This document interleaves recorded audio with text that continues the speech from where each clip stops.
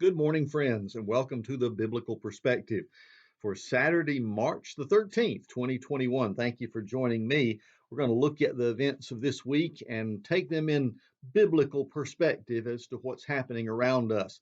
First, I want to give you a couple of news items from the Middle East, and then I want to read a passage of Scripture before jumping into what's happening right here in our own country.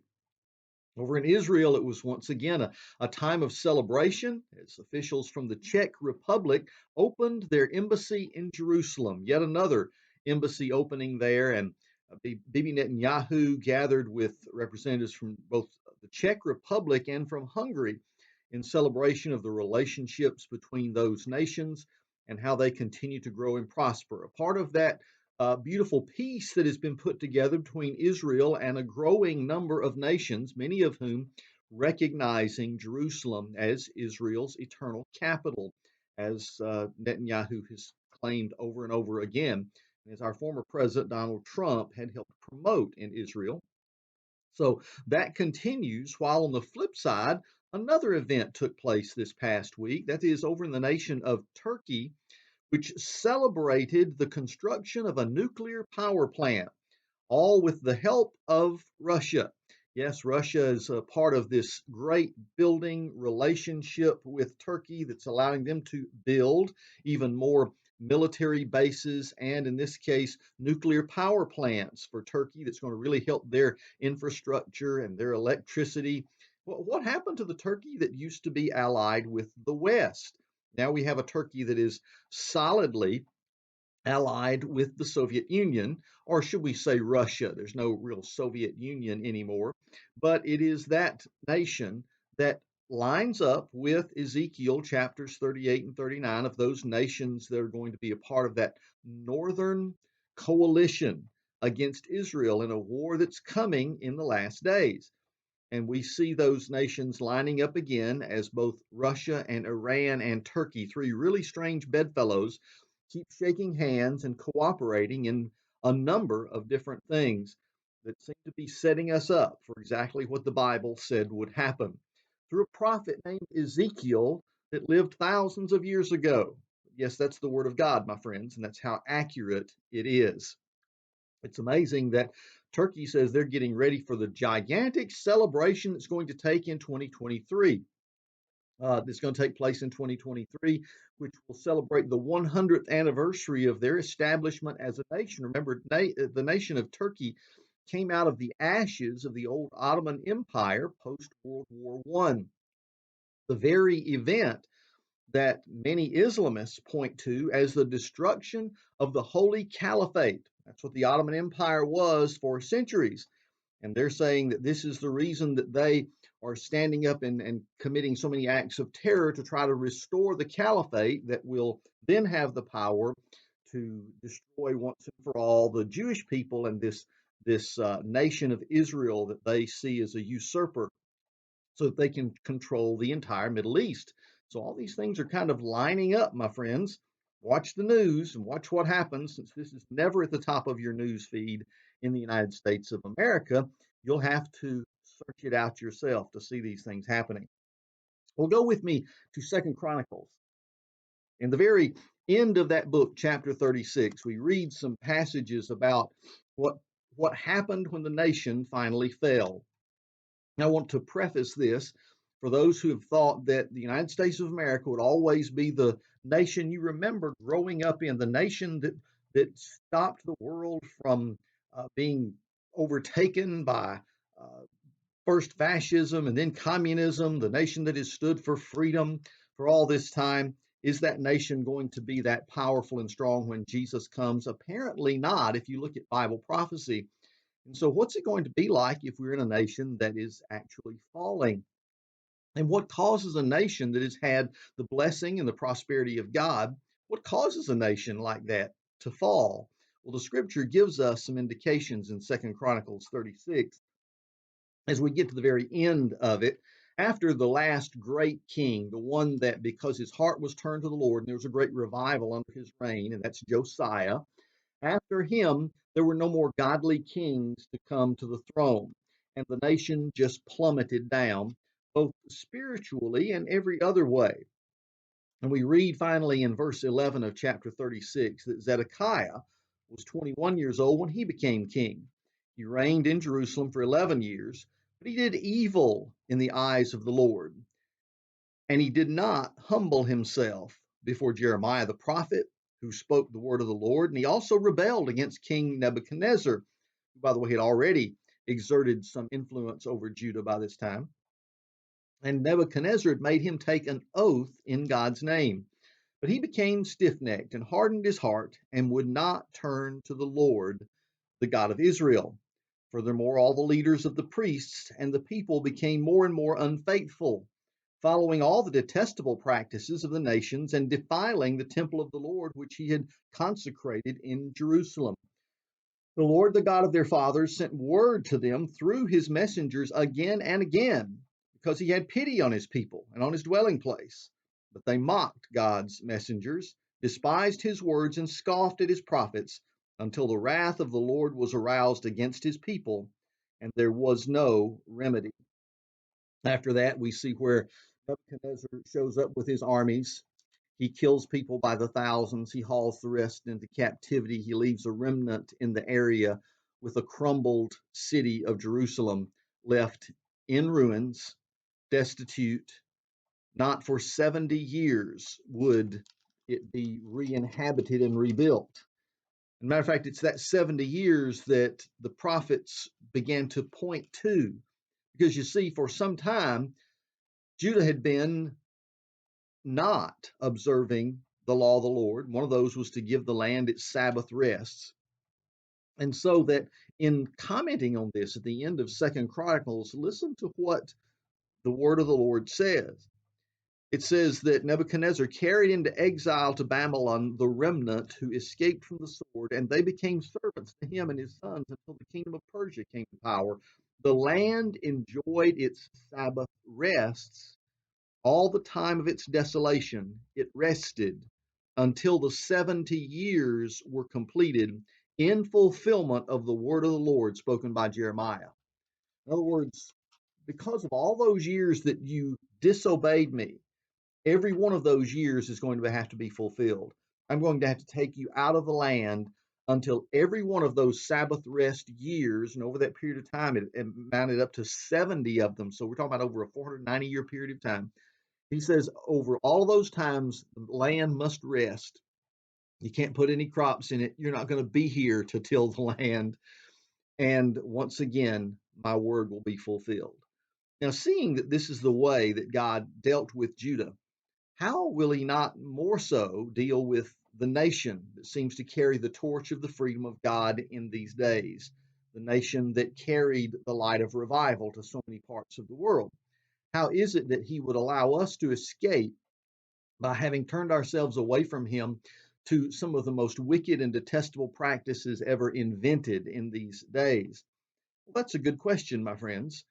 Will God not be required by his own law, his own testimony, to allow our nation to fall under judgment? It's like Ruth Bell Graham once said, if God does not judge America for her sin, he owes Sodom and Gomorrah an apology.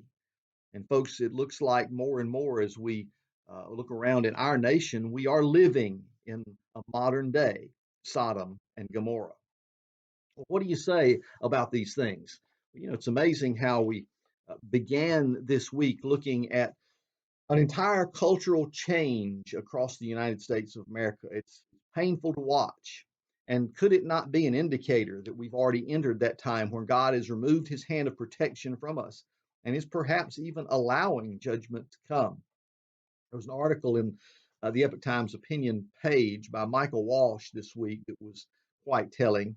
He writes these words at the beginning. He said, as 2021 dawns, the war on our culture moves into high gear. The opportunistic intersection of the resistance to the Trump presidency, the rise of the monopolistic tech giants, the spurious panic over the psychologically weaponized CCP virus in the form of COVID-19 and its concomitant loss of personal freedom, the neo-Marxist hijacking and worsening of race relations, and the legalistic undermining of U.S. laws and institutions have all evolved into a perfect storm of destruction that not only threatens the future of the United States, but actively seeks its destruction. Now, to summarize what he's saying, folks, the enemy isn't outside the gates throwing rocks anymore. The enemy is inside the gates. We've thrown them open and invited them in. He goes on to say, call it cancel culture writ large. Yes, and it's all around us today. Trying to say, listen, the America that used to be must be no more. We must tear it down. Any excuse we can have to do that, we will use. One of the most amazing provisions of all these new government mandates and new laws being rushed through Congress that have to get there in the first 2 years after this election must get there is because if they don't, then there's a chance that the pendulum might swing the other direction. But if they have their way, this leftist, Marxist, ideologically driven, there we go, group of folks that are now running the Democratic Party will ensure there will never be another free and fair election again in this country. If you think I'm exaggerating, go back and look at the pattern that's been laid down in other countries that have been moved into the socialist camp, even like in Venezuela. Well, they still have elections in Venezuela. Doesn't mean anything. Folks show up, cast their ballots, but it really doesn't matter how many folks show up or what they put in the ballot box. It only really matters who's counting the ballots. And strangely enough, the communist dictator, the socialist dictator, always ends up back in power. Wow, how about that? Well, as we look at how we're being led by the nose into these gigantic changes, there's a bill that hit the news this week. It's called H.R. 1. It's number one because this is the number one thing we need to be doing. This is the most important bill we will ever pass, and it's to ensure full and free elections and voting rights for everyone. Never will these be diminished ever again. It's all about voting rights. Sounds good, doesn't it? It's the most wicked bill you've ever seen, and the provisions of which will ensure that only one party will ever be in power again if it is passed. What are you talking about, Craig? If you want to really pick this up, the Epoch Times has put together an article that has all 30 provisions of the bill listed out. I don't have time to give you all of those, but I do want to give you a few of them. And if this doesn't scare you, I don't know what would. H.R. 1, first of all, gives the federal government authority to administer elections. It used to be the job of your state and your locality. Now it's all coming under a federal bureaucracy, and they will tell you what to do. That should be fearful enough. Secondly, it limits a plaintiff's access to federal courts when challenging H.R. 1. You want to sue over this bill? The bill itself mandates that any lawsuits challenging the constitutionality of H.R. 1 could only be filed in the district court for the District of Columbia, and all plaintiffs would be required to file joint papers or to be represented by a single attorney at oral argument. In other words, they've got that court in their pocket. You've got to come be subservient to them if you want to challenge this and its constitutionality. If you read it, it is unconstitutional, but if you want to make that argument, you can only do it there in their court they already know is bought and paid for. Friends, it gets even worse. Number 3, it mandates automatic voter registration, or AVR, in all 50 states. 19 states currently have this, and what the proponents call this is modernizing our election process. Means if you show up to get a driver's license or all kind of other things to get an ID, you automatically are registered to vote. The bill mandates same day and online registration. Oh, nothing could go wrong with that now, could it? Folks wouldn't just show up in multiple places to support whatever their agenda is for their party. Oh no, that would never happen. Number 4, it mandates no-fault absentee ballots. Absentee ballots themselves were challenged by the New York Times back in 2012, saying it's easy to have fraud with these type of ballots. We need to really watch this. But they changed their tune when they saw it could work in the favor of the regime that they were in favor of themselves. This provision does away with witness signature or notarization requirements for absentee ballots. Additionally, it would force states to accept absentee ballots received up to 10 days after Election Day. So, friends, there's no more election day and know who won the election that night. No, you've got to wait for 10 days. And let's see how many ballots just appear in those 10 days after an election. We want to make sure the right people get in, don't we? So don't worry, the ballots will, as they did in the last election in many places, just magically appear. Number 5, prevents election officials from removing ineligible voters from registries or confirming the eligibility and qualifications of voters. Did you hear that? In other words, you can't make sure the person is actually qualified to be a voter. The bill would make it illegal to verify the address of registered voters, cross-checking voter registration lists to find individuals registered in multiple states, or even removing registrants no matter how much time has elapsed. You can be absolutely sure that your grandfather, who might be 140 as of his next birthday, if he's still on a registration roll somewhere, he's going to stay there, and he may just be voting on top of that. Listen, skipping down to the 6th one I want to share with you. This one is really troubling to me because this act would ban all state voter ID laws. States would no longer be allowed to require an ID for voting and would be forced to accept signed statements from individuals claiming to verify who they say they are. I can go into a voting booth and say I'm Rumpelstiltskin and not be denied the right to vote.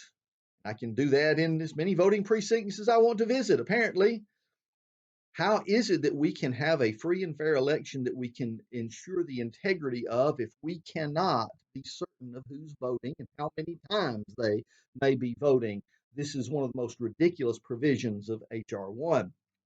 You have to have an ID for everything, my friends. You have to have an ID to show up to do almost anything. And we assume that the populace has enough sense to know how to get a driver's license or an identification card of some kind. Right now in South Carolina, we're in the last year of the requirement of all of us having to have a real ID. And none of us are expected to be so stupid that we can't get one. Yet for the voting rights advocates that are pushing this bill, they want to tell you, and listen to this for all my Black and Hispanic friends that are listening, you know what they're saying? They're saying, my goodness, if we require people to have an ID to vote, it's going to really hurt Black and Hispanic voters. Why? I don't know of any of my Black friends that don't have an ID, don't have a driver's license, don't have something. What's wrong with proving who you are? They are trying to say that some parts of our population are so stupid they don't know how to go get an identification. Yet they're also saying on the flip side of that, here's the hypocrisy. If you want to do anything in the society, you want to travel, you want to get on a plane, you want to go from to another, across the Canadian border or something else, you're going to have to not only show your ID, but you're going to have to show verification that you've been vaccinated as well. So you've got to get these IDs.